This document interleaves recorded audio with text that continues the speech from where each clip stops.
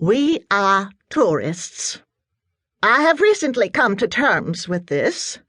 My husband and I were never the kind who traveled to expand our minds. We traveled to have fun. Weeki-Wachee, Gatlinburg, south of the border, Lake George, Rock City, Waldrug.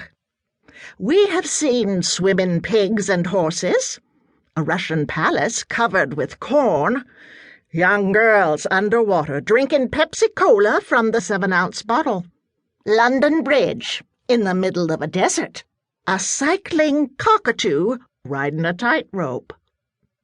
I guess we always knew.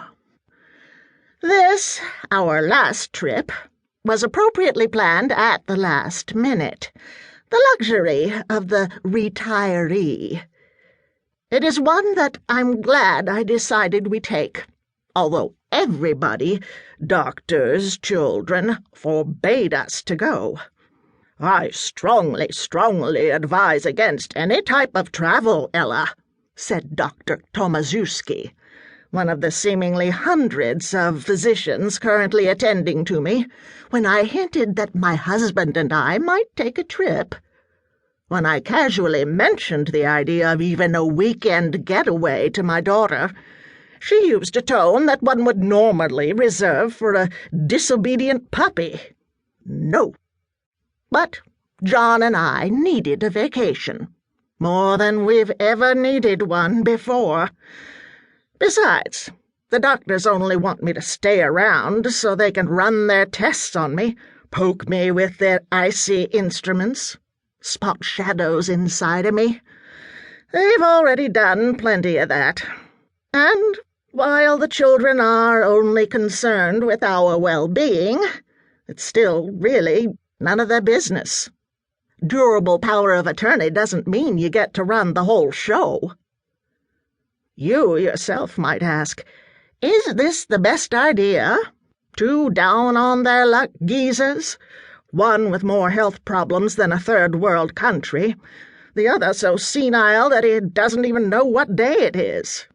Taking a cross-country road trip? Don't be stupid. Of course it's not a good idea.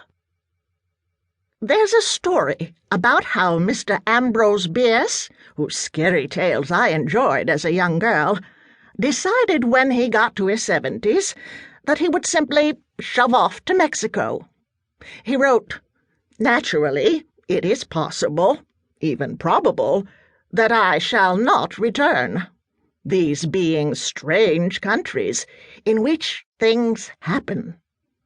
He also wrote, "It beats old age, disease, or falling down the cellar stairs." Speaking as someone who is acquainted with all 3 of those, I heartily agree with old Ambrose. Put simply, we had nothing to lose.